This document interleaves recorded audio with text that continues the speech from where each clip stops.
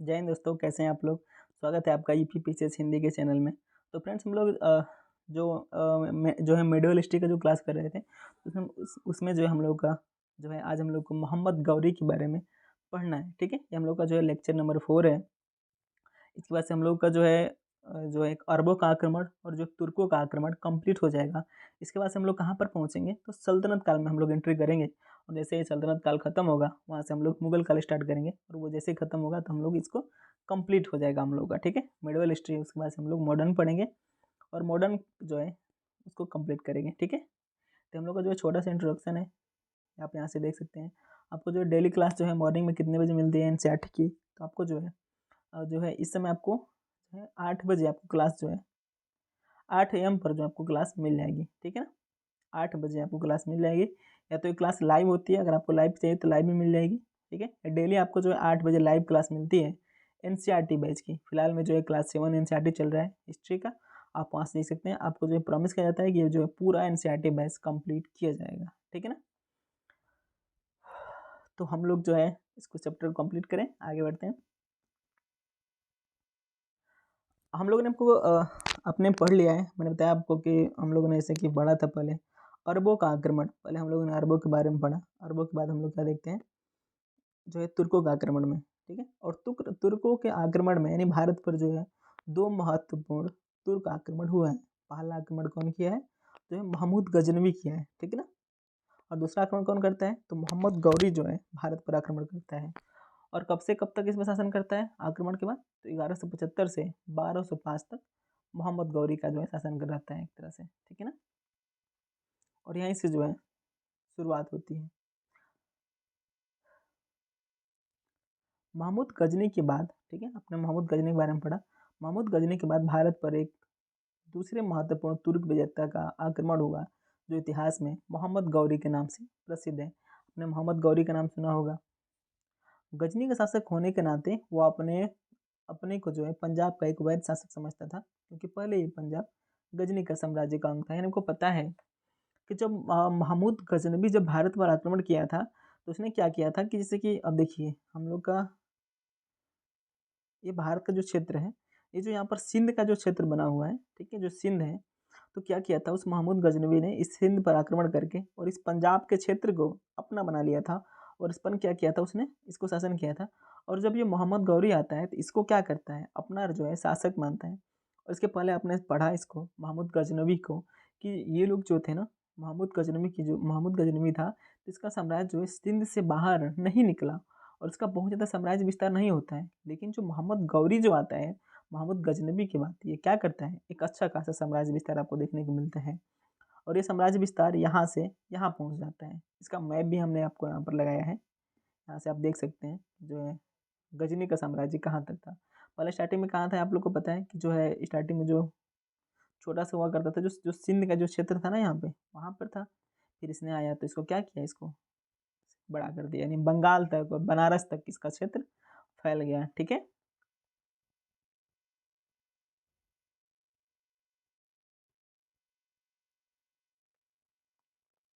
पंजाब का शासन गजनी वंश के खुसरो मलिक के अधीन था तथा गौरी की गजनवी से संघर्ष चल रहा था। इस कारण में पंजाब पर आक्रमण करना मोहम्मद गौरी के लिए आवश्यक हो गया। 1175 तथा 1205 ईस्वी के मध्य मोहम्मद गौरी ने भारत पर कई आक्रमण किए हैं। सबसे पहले उसने मुल्तान तथा सिंध पर आक्रमण किया। यहाँ के शासक सिया थे। ठीक है, अतः मोहम्मद क्या करता है, मोहम्मद गौरी उनके राज्य को जितना अपना धर्म समझता है। मोहम्मद गौरी का जो है प्रमुख आक्रमण 1191 में, ठीक है, 91 ईस्वी में तैन के मैदान में जो है दोनों सेनाओं के मध्य भीषण एक युद्ध हुआ। इसमें मोहम्मद गौरी की पराजय हुई, परंतु अपने असफलताओं से मोहम्मद गौरी निराश नहीं होता है। उसने गजनी पहुंचकर पूरी सैनिक तैयारियां की तथा दूसरे वर्ष पृथ्वीराज चौहान से बदला लेने के लिए एक बड़ी सेना के साथ भारत के लिए प्रस्थान किया। ठीक है, और देखिए यानी जो है मोहम्मद गौरी क्या करता है, पहली बार आक्रमण करता है भारत में कब, 1191 ईस्वी में। तो इससे किससे लड़ाई हुई थी, यानी तराइन के मैदान में पृथ्वीराज चौहान और मोहम्मद गौरी के बीच में। इसमें कौन जीता, तो पृथ्वीराज चौहान जीते हैं। और उसके बाद से इसमें मोहम्मद गौरी हार जाता है और अपने देश वापस लौट जाता है। और वापस लौटने के बाद निराश नहीं होता है, क्या करता है कि एक साल जो है 1-2 साल अच्छे से क्या करता है, अपने युद्ध की तैयारी करता है, अपनी सेना को मजबूत करता है। और 1192 ईस्वी में तराइन के मैदान में दोनों सेनाओं के बीच एक दूसरा युद्ध हुआ। इस बार तुर्कों का पलड़ा भारी भारी रहा तथा पृथ्वीराज की जो है पराजय होती है और वो पकड़ा जाता है और पृथ्वीराज चौहान की जो है बाद में हत्या कर दी जाती है। ठीक है, अब इसके बारे में मतभेद है कि पृथ्वीराज चौहान की हत्या हुई है या उन्होंने अधीनता स्वीकार किया। तो पृथ्वीराज चौहान की मृत्यु के समय के विषय में मतभेद भी है। मिनहाज उस सिराज के अनुसार जो है पृथ्वीराज चौहान की तुरंत हत्या कर दी गई। ठीक है ना, तो इस तरह इसमें मतभेद रहा है।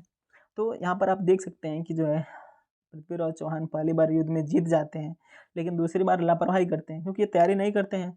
और मोहम्मद गौरी क्या करता है, जाकर वापस तैयारी करता है, 1 साल 2 साल तैयारी करने के बाद पुनः आक्रमण करता है और पृथ्वीराज चौहान को हरा देता है। इसलिए आपको भी क्या करना चाहिए, तैयारी करना चाहिए, बैठे नहीं रहना चाहिए। आप 1 साल 2 साल तैयारी करिए, आपका हर काम पूरा होगा। ठीक है, लेकिन इसके विपरीत हसन निजामी की मान्यता है कि पृथ्वीराज चौहान को बंदी बनाकर अजमेर लेकर आया गया, जहां उसने क्या किया, मोहम्मद गौरी की अधीनता को स्वीकार कर लिया। इसका प्रमाण पृथ्वीराज के कुछ सिक्कों से मिलता है जिनके ऊपर संस्कृत में हमीर लिखा हुआ है। ठीक है, मोहम्मद गौरी ने कूटनीति से काम लिया तथा उसने अपने सबसे विश्वास पात्र सहायक कुतुबुद्दीन ऐबक के नेतृत्व में एक सेना रख दी, जिसका नाम हिंदू शासकों से संधि की शर्तों को मनवाना था। ठीक है, यहाँ पर मरवाना नहीं होगा, मनवाना था। ठीक है, तो कुतुबुद्दीन ऐबक क्या किया यहाँ पर, अब देखिए मोहम्मद गौरी गजनी वापस लौट गया। ठीक है, और उसके जाने के बाद अजमेर तथा दिल्ली में छिटपुट विद्रोह हुए तो कुतुबुद्दीन ऐबक ने उसे दबा दिया। अब देखिए क्या होता है, पहले जो है मोहम्मद गौरी क्या करता है, भारत में आता है और भारत में आकर उसने पंजाब क्षेत्र को जीता। और पंजाब क्षेत्र को जीतने के बाद उसने क्या किया कि यहाँ का जो है नियुक्त किसी को किया, यहाँ पर उसका जो सबसे विश्वास पात्र जो है गुलाम हुआ करता था, जिसका नाम था कुतुबुद्दीन ऐबक। उस समय के जो इतिहासकार लिखते हैं कि उस समय के जो गुलाम हुआ करते थे वो एक अच्छे जो है, एक अच्छा जो है श्रेष्ठ गुलाम जो है अपने पुत्र से 100 गुना ज़्यादा अच्छा होता है। ठीक है, यानी आप समझ सकते हैं कि उस समय जो है गुलामों का महत्व तो काफ़ी ज़्यादा था। ठीक है, तो क्या करता है मोहम्मद गौरी, जब ये भारत से वापस जाता है गजनी राज्य में, तो यहाँ पर जो है कुतुबुद्दीन ऐबक को बैठा कर जाता है। ठीक है, और उसको सेना देता है। और उसके मोहम्मद गौरी के जाने के बाद क्या होता है कि जो है कुतुबुद्दीन ऐबक जो है अपने जो है राज्य के आसपास यानी पंजाब के पास जो छोटे मोटे जो विद्रोह होते हैं उसको वो क्या करता है, सेना की मदद से उसको दबा देता है, यानी उसको भी जीतते चलता है। 1194 ईस्वी में मोहम्मद गौरी ने भारत पर फिर आक्रमण किया। इस आक्रमण का उद्देश्य गढ़वाल नरेश जयचंद्र को पराजित करना था, जो कन्नौज तथा बनारस का शासक हुआ करता था। यानी जो गढ़वाल नरेश, जिसका नाम क्या था, जयचंद्र था, जयचंद्र को जो है किसने पराजित किया, फिर मोहम्मद गौरी ने 1994 में पराजित कर दिया, इसको हरा दिया। उसके बाद से क्या होता है कि कन्नौज पर और बनारस पर शासक हो जाता है किसका, गौरी का। चंदावर नामक स्थान पर जयचंद्र के साथ युद्ध हुआ, जिसमें जयचंद्र पराजित हो गए। ठीक है ना, मोहम्मद गौरी ने बनारस पर अधिकार कर लिया, जहां उसे एक भारी खजाना मिला। तत्पश्चात कुछ अन्य प्रमुख नगरों पर भी उसका अधिकार हो गया। इस विजय के परिणाम स्वरूप तुर्क साम्राज्य बिहार की सीमा तक जा पहुंचा। मोहम्मद गौरी के लौटने के बाद उसके सहायक कुतुबुद्दीन ऐबक तथा सेना नायक बख्तियार खिलजी ने बुंदेलखंड, बिहार, बंगाल आदि को विजय किया। यानी जब मोहम्मद गौरी जब यहाँ से लौट गया, उसके लौटने के बाद भी क्या होता है, ठीक है, मोहम्मद गौरी के लौटने के बाद भी जो कुतुबुद्दीन ऐबक है, जो इसका गुलाम हुआ करता था, उसने जो है बुंदेलखंड को जीता। ठीक है, बिहार को जीता और बंगाल को जीत लिया। बख्तियार खिलजी ने पूर्वी भारत की ओर अभियान किया। ठीक है, किसने, बख्तियार खिलजी ने अभियान करते हुए आदित्यपुरी, विक्रमशिला तथा नालंदा के विश्वविद्यालयों को ध्वस्त कर दिया। इस प्रकार तुर्क साम्राज्य प्रायः संपूर्ण भारत में छा गया। आप यहाँ से देख सकते हैं इस मैप में कि कैसे जो है भारत पर, यानी यहाँ पर आपको देख सकते हैं। ठीक है, स्टार्टिंग में कहा था, तो जो पंजाब का जो क्षेत्र है, इस क्षेत्र में तो यहाँ पर जो शासन हुआ करता था किसका, महमूद गजनवी का।